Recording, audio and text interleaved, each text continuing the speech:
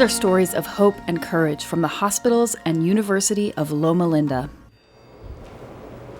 It was hard for us because, it's hard to anybody.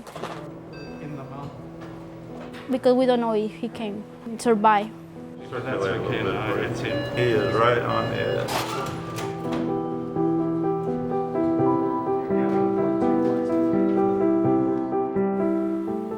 I don't know how to explain how we feel. I feel my heart like it's stopped and I feel devastated. When the alarm began to make the noisy and everybody's running, you know exactly what happened. David Escarcega was born with congenital heart disease, and now he is desperate for a new heart. Because of a shortage of donors this year, he is undergoing an 8th emergency surgery just to keep him alive. But during this surgery, his heart stops beating. I don't think in nothing. I want to just fall in the floor. In the middle, everybody look at me. I don't care. I just cry and tell my husband, my baby is there. I make a lot of questions to God. We're thinking about it, sign the form for no more CPR, but we say no, because he's fighting. Dr. Bailey and the Loma Linda heart team saved David's life, for now. It becomes clear that David is on a heart transplant list that may be longer than his life. As the next couple of days go by, we'll gradually decrease the amount of assistance and let the heart take over on its own. That's what's ahead now for this baby in the next 3-4 days.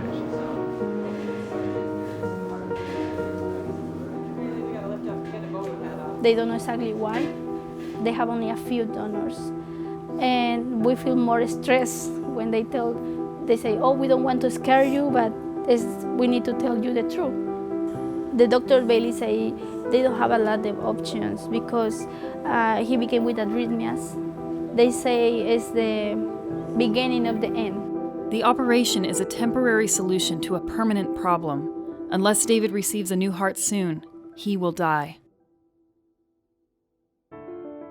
Incredibly, this isn't the first time the Escarcegas have been at Loma Linda University Children's Hospital with a dying child. 8 years before, David's brother Gael was born with the same congenital anomaly. Gael survived his heart transplant and is living a healthy life. For a while, it seemed the Escarcegas would be able to put the past behind them. But then, 2 months after David was born, they relived a nightmare that never should have happened twice. Sonríe, guapo. No vas a sonreír. Sonríe. When he completed 3 months, he began to shame. ¿Qué tienes? No llores. No llores. Vas a salir de la cámara llorando. ¿Por qué no platicas con mamá? Why? Again, that happened to us again. The Escarcegas pray that their luck will hold a second time, but David has waited for his new heart much longer than his brother, and one by one, his vital organs are beginning to shut down.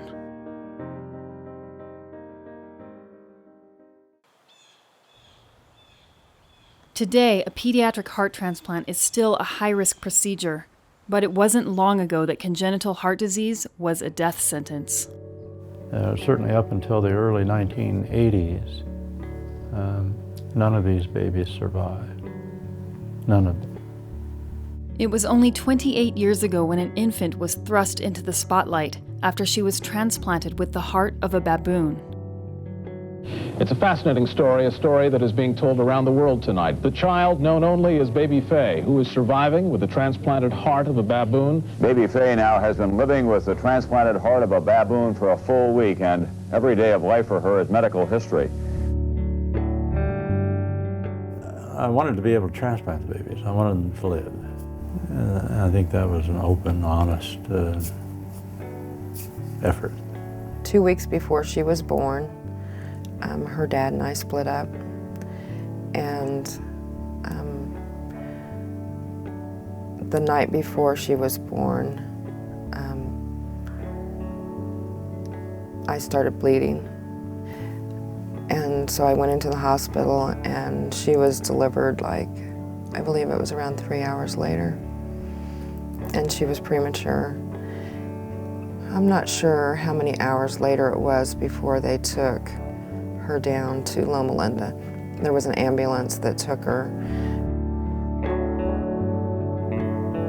I remember crying that evening and talking to the nurse, and I didn't understand what was happening. I was like 24 years old.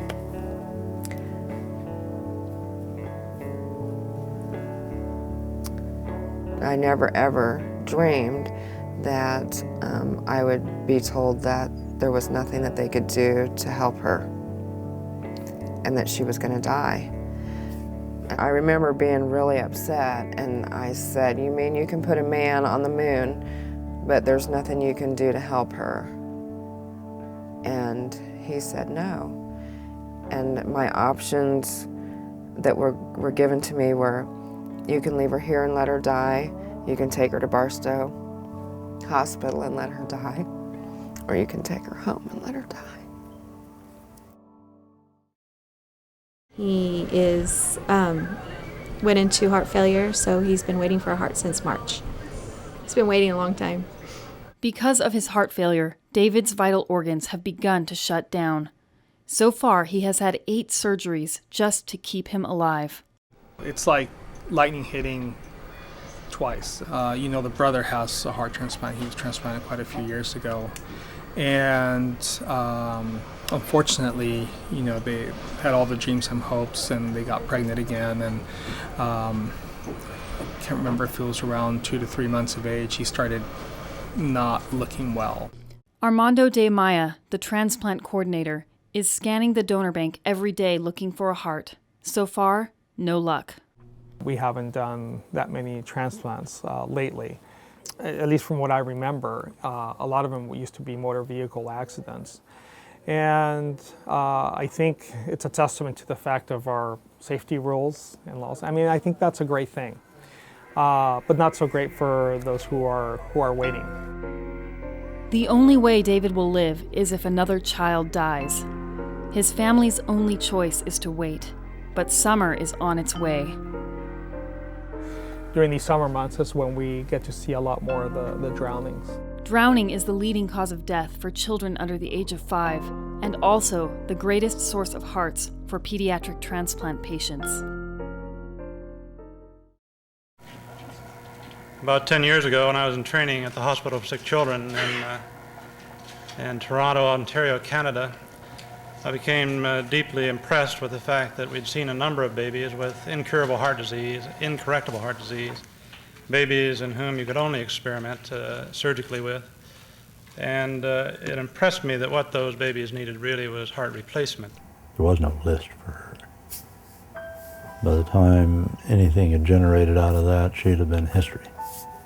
Tired of sending children home to die, and with no human donor base, Dr. Bailey began experimenting with cross-species transplantation.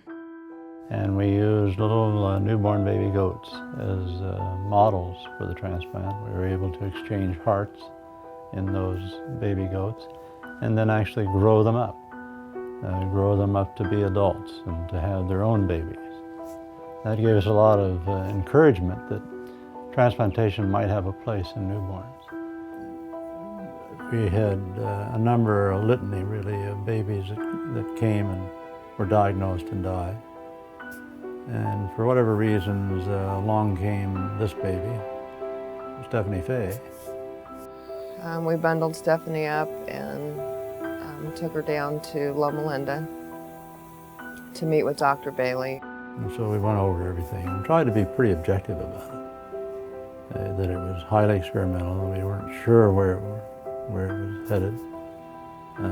But without it, their baby was going to die.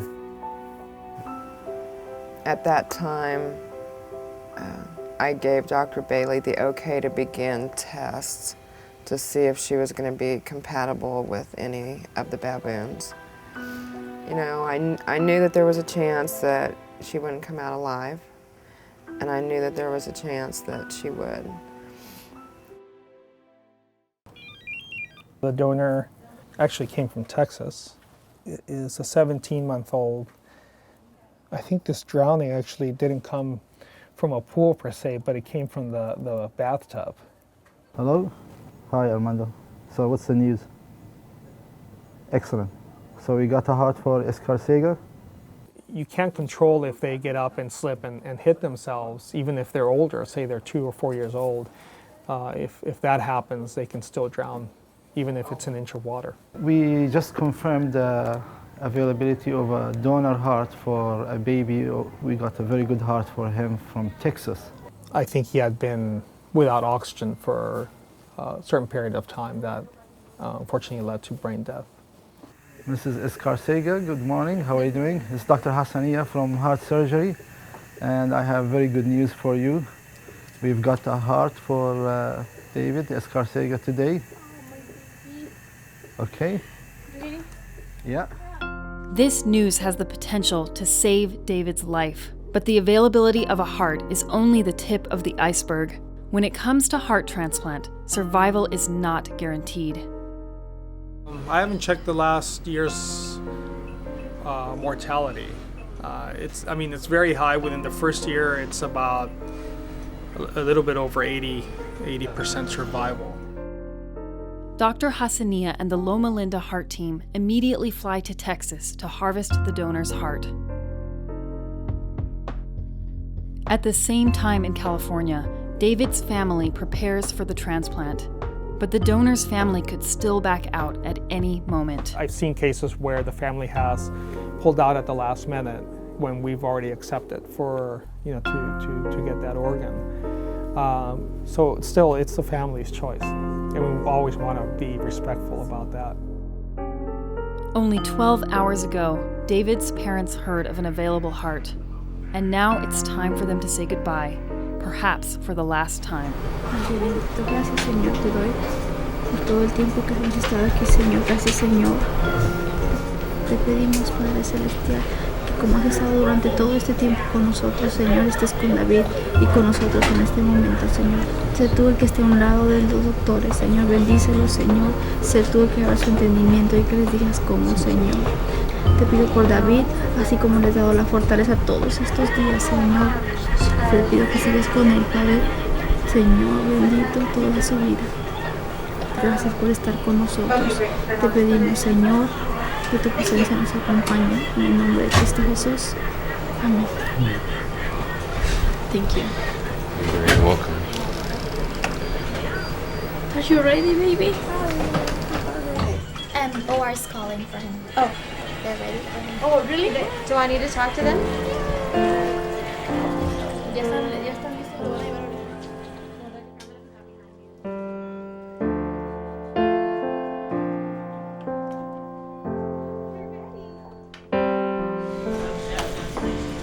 Yo lo sé.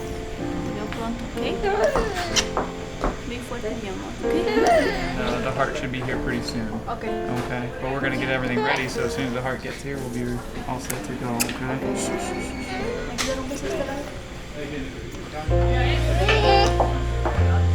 Okay.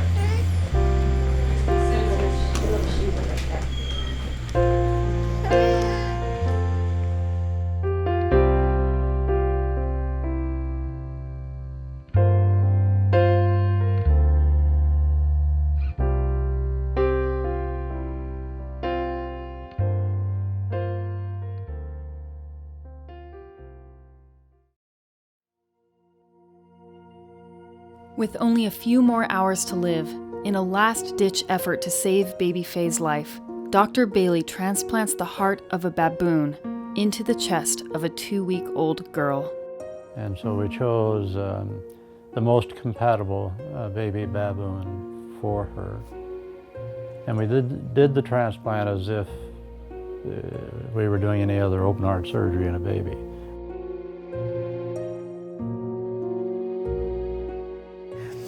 We went into the chapel and we prayed, and there was a statue of Jesus holding a lamb with the mother, watching him take care of her baby. And that's how I felt, that, she was in Jesus' hands, and I had to have faith that he was going to take care of her.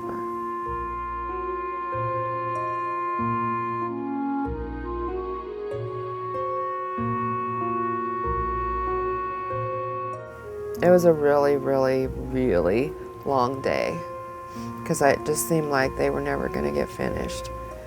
I think it was probably maybe 4 o'clock in the afternoon. We started early that morning before we were able to even go up to Unit 7100. Baby Fae survived the transplant and made medical history, changing the course of transplantation for generations to come.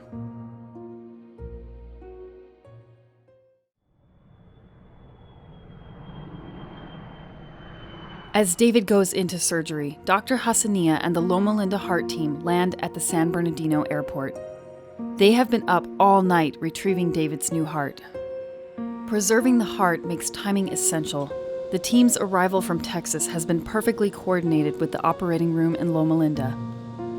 As soon as Dr. Hassania arrives at the hospital, David will be ready for his new heart to be transplanted. Yeah, we are on Anderson. We're taking Anderson. Road transportation is via limo. We use the limo because it's reliable, not because of the publicity or the fanfare. An ambulance can cost you $1,000. A limo will cost you, maybe $3 something an hour. So it just boils down to money. Yeah, we're like 5 minutes away. Back in the OR, Dr. Bailey has already opened David's chest. A machine called a perfusion pump circulates David's blood for him, but the clock is ticking. The less time David spends on bypass, the greater his chances of survival. The risk is going through the pump and, the coagulation, the risk of death. Jehová es mi pastor, nada me faltará. Aunque ande en valle de sombra de muerte, no temeré mal alguno, porque tú estarás conmigo. Tu vara y tu callado me infundirán aliento. Ciertamente el bien y la misericordia me seguirán todos los días de mi vida, y en la casa de Jehová moraré por largos días. The faith is really important for both and all my family, because It's the only we have. We are scared, and I can admit.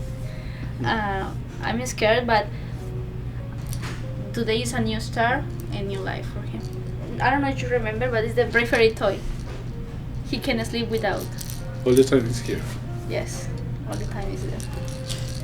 It's him, baby. I take care of my grandchildren.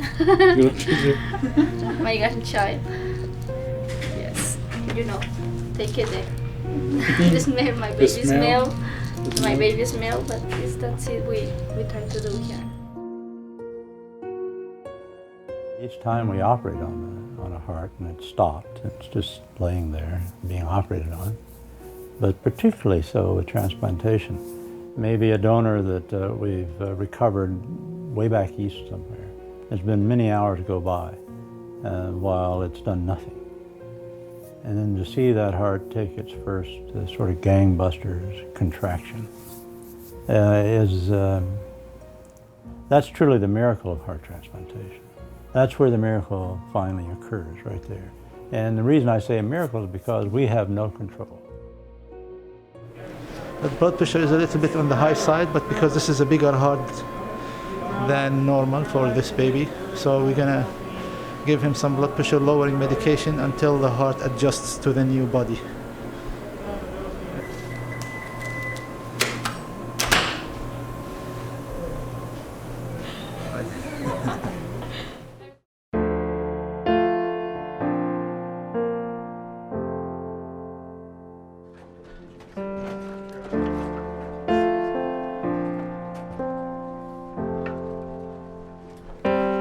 Saturation 91%, respiration 35. Thank you, doctor. Chest tube minimum, 6 cc.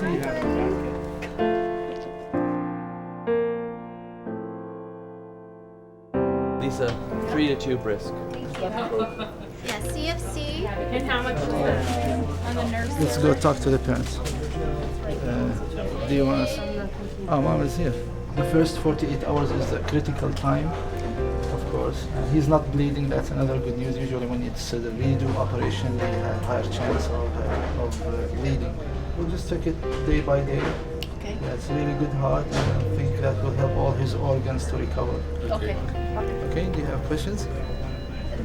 Okay, No. okay. Thank you. Maybe with the hours we have question, but Yeah, if you have questions, write them down because people tend to forget, and then when they see me, I forgot what I'm going to ask you. So just write it down on a piece of paper, and we'll be glad to answer. we're waiting they will outside. call you And to see. yes. Okay, I'll keep Thank you, doctor. You're welcome. He looks stable. I just want to sign off to the intensivist and then go have some rest. But I live 5 minutes from here, so hopefully nothing will happen. Thanks a lot, everybody.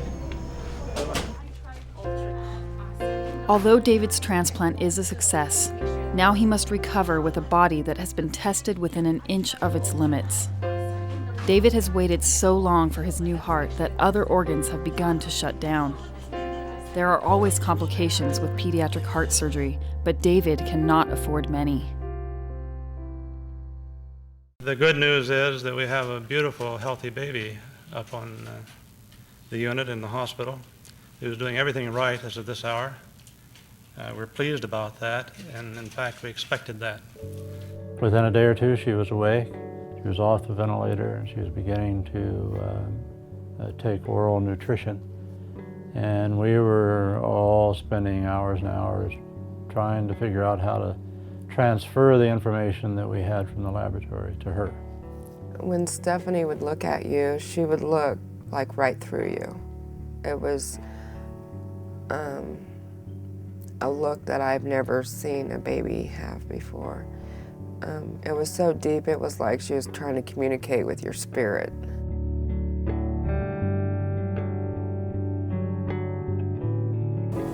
I never got to hold her after surgery.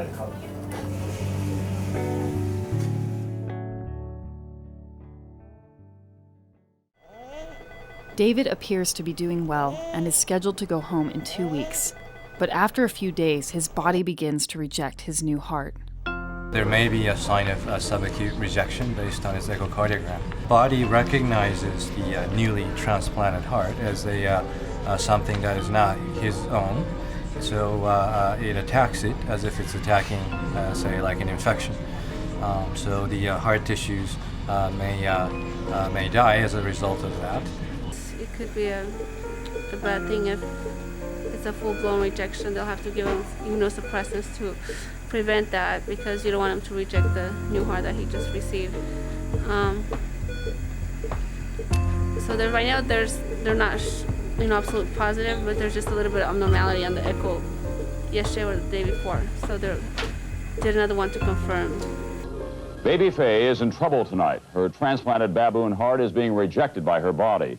Baby Fae is back on life support systems this evening as her tiny body continues to show signs of rejecting her baboon heart. I called the hospital that afternoon and I said, how's she doing? Is there anything new? And they said she wasn't doing very good that day, and they thought maybe that we needed to come over. She was so swollen. She didn't even look like the same baby. And I told God, I said, if it's her time, just go ahead and take her, because I don't want her to suffer no more. She's having enough.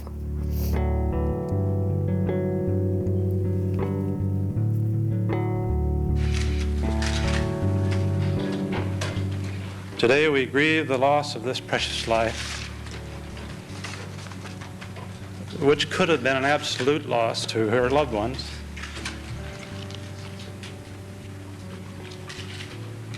Her unique place in our memories will derive from what she and her parents have done to give rise to a ray of hope for the babies to come. To this day, we don't know for sure what all conspired to take her life. But I am comforted in the fact that we made an effort to save her life. Her family are comforted with the notion that they did all they could do to save Baby Fae to grow up in this world. Baby Fae will live in our memories, I think, for a lifetime.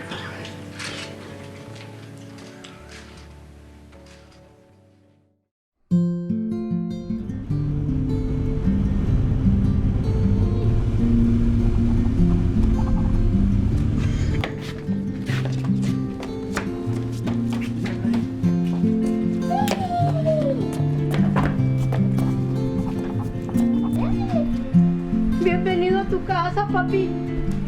Vamos a empezar de nuevo. David. Cuidado, con cuidado. David. Are you happy? Happy that you're at home? He's moving his hand a lot. That means he's happy. Nobody wants to be part of a tragedy or know somebody who has had such a tragedy. But I think if they could see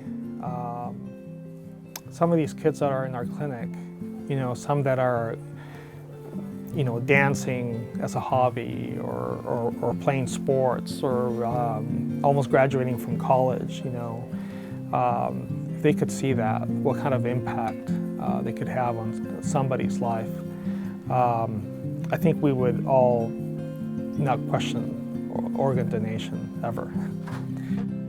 Within a year, we were able to find a human donor for a baby, and so we, at that point, abandoned the cross-species protocol and went straight to human transplants. They cut this part and then give me another hug. Oh, we feel happy, we feel complete again. At home, everybody's here and we're happy. And it's like the perfect time again. It says never give up. Ready, it's new. And it says never give up. Because of Loma Linda's pioneering research and Baby Fae, there have been more than 2,000 infant heart transplants around the world. Everything is good because we are together here. You have your family together, it's better.